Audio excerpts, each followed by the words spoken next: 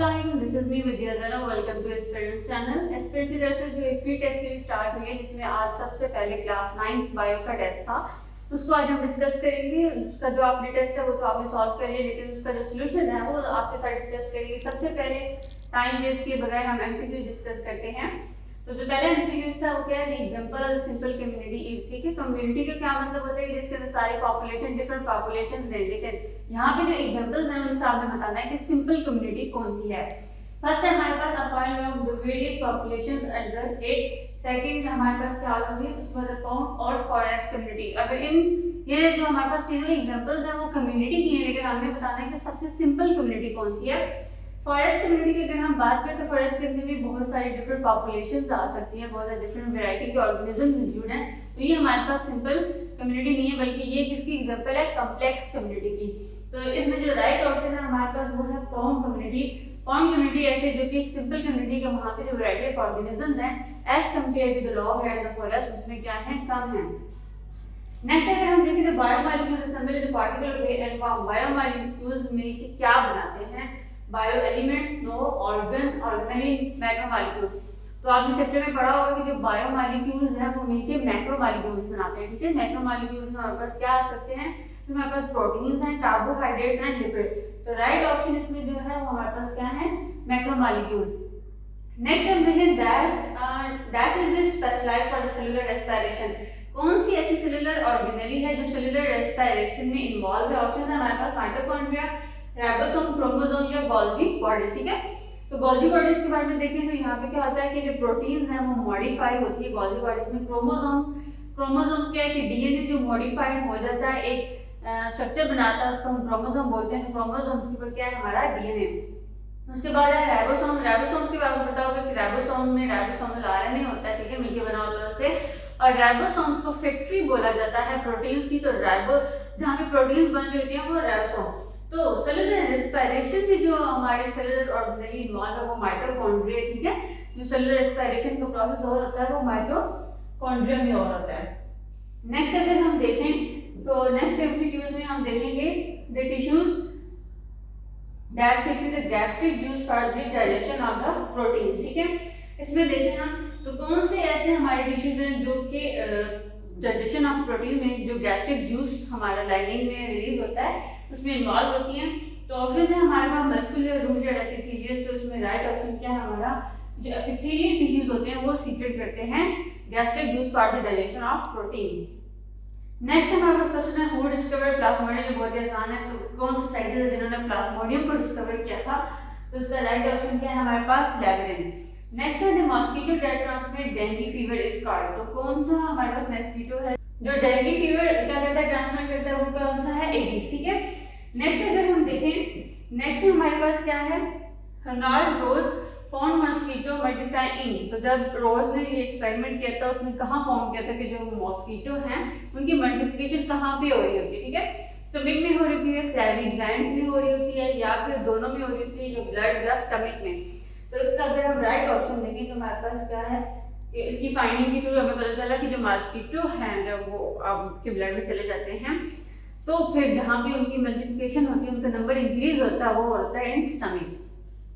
Next अगर हम देखें नेक्स्ट हमारे पास क्या है, the female mosquito use by the Ronald Ross in experiments were. तो कौन सी मॉस्किटोज ने यूज की थी, तो वो हमारे पास थे क्यूलिक्स एंड एनोफिलिस। ठीक है, ये तो हमारे पास एमसीक्यूज जो आपने सारे अटेम्प्ट करने थे, 8 नंबर के एमसीक्यूज थे। उसके बाद शॉर्ट क्वेश्चन आंसर थे। आपके पेपर के पैटर्न जिस तरह के, अगर फुल मार्क्स का पेपर हो तो आपको क्वेश्चन बीच में चॉइस होती है क्वेश्चन की।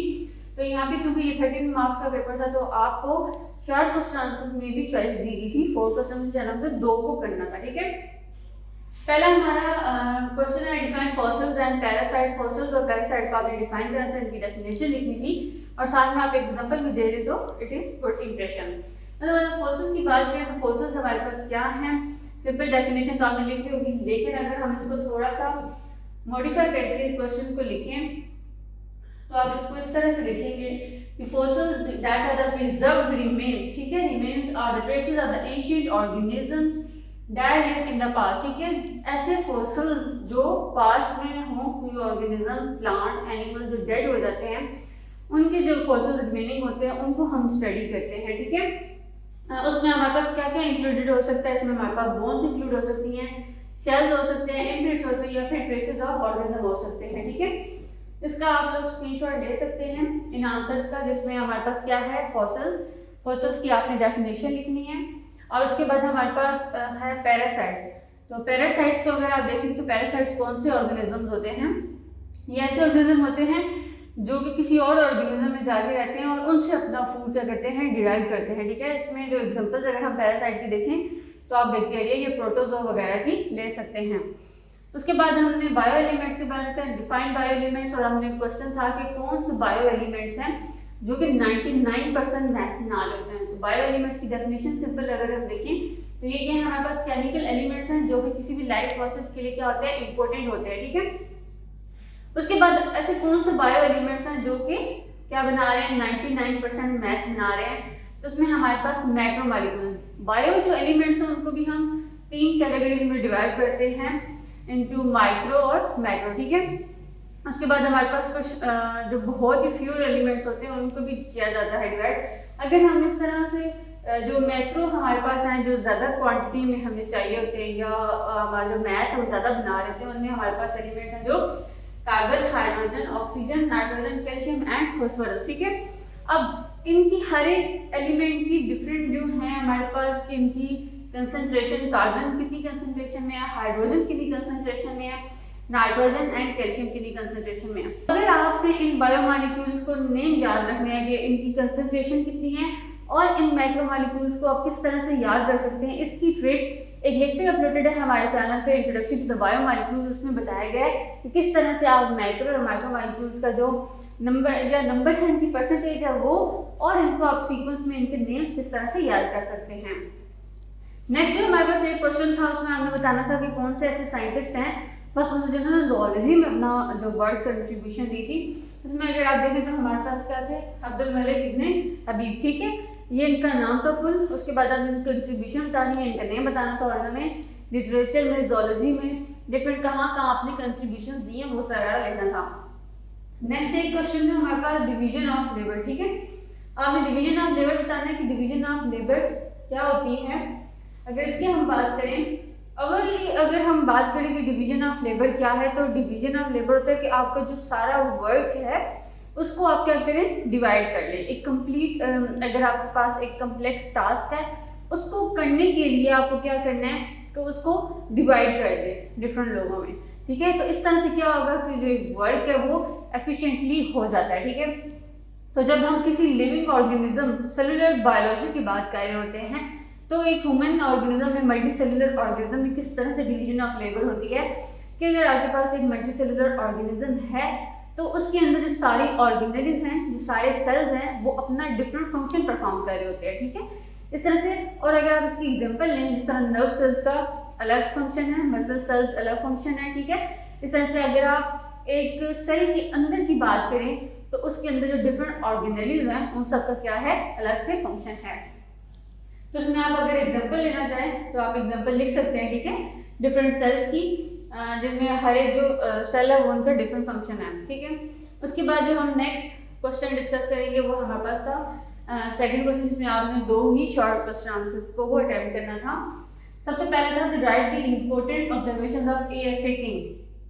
तो ए.एफ.ए. किंग ने जो मलेरिया के लिए ऑब्जर्वेशन दी थी, टोटल ऑब्जर्वेशन थी 20। ठीक है, उनमें से जो इम्पोर्टेंट ऑब्जर्वेशन था उनको आपने लिस्ट करना है। ठीक है, आपके बुक के अकॉर्डिंग जो है आपने उसको लेके चलें कि उन्होंने क्या बताया था कि जो हमारे जो इनडोर जो बंदे रहते हैं उनको जो मलेरिया है उनको क्या होता है, कम चांसेस होते हैं, लेकिन एज आउटडोर जो देखें तो उनके चांसेस क्या होते हैं मलेरिया के ज़्यादा होते हैं। नेक्स्ट है हमारे पास why does blood does not clot while mosquito bite. ठीक है, ड्यूरिंग मॉस्किटो बाइट जब भी होती है तो ब्लड क्लॉट क्यों नहीं होता। तो जब भी मॉस्किटो बाइट करता है, ठीक है, तो वहाँ पे क्या होता है कि उसका जो स्लैवा होता है वो भी एंटर हो जाता है ब्लड में। तो स्लैवा की वजह से जो वहाँ पे जो ब्लड है उसकी क्लॉटिंग नहीं होती, इस वजह से एफिशिएंटली क्या होता है, फ्लो करता है, ये मूव करता है हमारी बॉडी में। नेक्स्ट है हमारा difference between data and detection और डिफाइंड वेक्टर। इसके भी अगर हम देखें तो आप इसका स्क्रीनशॉट ले सकते हैं। डाटा और डिटेक्शन में आपने डिफाइन क्या करना है, डिफरेंस देखना है। तो अगर हम डाटा देखें तो डाटा एक हमारे पास अनप्रोसेस इंफॉर्मेशन होती है जिसको आप क्या करते हैं, कलेक्ट कर लेते हैं और बाद में ऑब्जर्व करते हैं, ठीक है, डिफरेंट एक्सपेरिमेंट्स करते हैं उस पर, इसका डेफिनेशन। उसके बाद अगर हम डिटेक्शन की बात करें तो डिटेक्शन होती है कि जब आपने किसी भी हाइपोथेसिस की कोई लॉजिकल रीजनिंग देनी होती है, ठीक है। अगर हम इसकी डेफिनेशन देखें तो ये क्या है कि logical process of reasoning that involve drawing conclusion based on the premises and the evidence, ठीक है। कोई भी अगर आपके पास हाइपोथेसिस फॉर्मुलेट हो गया है तो उसके ऊपर आपने जितनी भी रीजनिंग देनी है उसको हम क्या बोलते हैं, डिटेक्शन। उसके बाद अगर हम वेक्टर की बात करें तो वेक्टर हमारे पास डिफरेंट होते हैं, ठीक है। हमारे पास वेक्टर अगर हम ओवरली बात करें तो साइंस में अगर हम देखें तो वेक्टर वो होता है कि जो कैरी करता है इंफॉर्मेशन, ठीक है। अब वो कहाँ पे और किस तरह से वाकई, अगर बुक के अकॉर्डिंग हम देखें तो यहाँ पे जो वेक्टर डिस्कस हुए थे तो वेक्टर्स ऐसे हमारे पास ऑर्गेनिज्म है जो कि ट्रांसफर करते हैं या लेके जाते हैं किसी पैथोजन को from one organism to another organism. Simple definition है कि it refers to an organism that transfer pathogen from one host to another. Pathogens को एक होस्ट से दूसरे होस्ट में ले जाते हैं और डिजीजेस डिफरेंट ट्रांसमिट होती हैं, इसको हम वेक्टर ऑर्गेनिज्म बोलते हैं। और अगर आप डिफरेंट वेक्टर्स की एग्जांपल लें तो ठीक है, इसमें हमारे पास क्या है, मॉस्किटो हैं, टिक्स हैं, बीज हैं, और इनकी जो पैथोजन के कैरियर के लेते हैं from one organism to another और जो डिजीजेस कॉज करते हैं उनमें हमारे पास मलेरिया, डेंगू फीवर और लाइम डिजीजेस की एग्जांपल है। नेक्स्ट हम देखें जो लॉन्ग क्वेश्चन आप ये दो अटेम्प्ट करने थे जिनमें हमारे पास पहला है एक्सप्लेन साइंटिफिक मेथड्स, ठीक है। साइंटिफिक मेथड्स आपने सारी जो भी स्टार्ट से आपके बुक में एक फ्लो डायग्राम है उसको आपने सबको डिफाइन करना था और हर एक की डेफिनेशन लिख के एक फ्लो चार्ट बनाना था। ऑब्जर्वेशन, हाइपोथेसिस, एक्सपेरिमेंट, डिटेक्शन, जो सारी रीजनिंग थी वो, डाटा कलेक्शन, इन सबको आपने क्या करना है, एक्सप्लेन करना है। नेक्स्ट हमारे पास explain the level of organisation with example. तो लेवल ऑफ ऑर्गेनाइजेशन में भी हमारे पास क्या है कि एक फ्लो चार्ट अगर आप बना लें तो स्टार्ट होता है हमारा एटम से, ठीक है। तो जब भी कोई चीज एटम से स्टार्ट होगी तो आपने एटम की डेफिनेशन, फिर सेल, फिर और टिश्यूज, ऑर्गन सिस्टम, इस तरह से आपने सबको डिफाइन करके विद एग्जांपल्स उसको एक्सप्लेन करना था। नेक्स्ट हमारे पास define biology, discuss any kind biology, बहुत ही आसान क्वेश्चन है। आपने बायोलॉजी को डिफाइन करना है, ठीक है। बायोलॉजी क्या है, it is study of life, ठीक है। उसके बाद आपने उसकी 10 ब्रांचेस जो इंपॉर्टेंट है उनको डिस्कस करना था with definition and with example. तो ये था हमारा 9th का पेपर, फर्स्ट 2 चैप्टर्स का जिनमें हमने एमसीक्यूज और शॉर्ट क्वेश्चन आंसर पर डिस्कस किया है। इसी तरह से हम जो नेक्स्ट हमारे पास टेस्ट होगा आपका वो आपके शेड्यूल के अकॉर्डिंग अपलोड कर दिया जाएगा।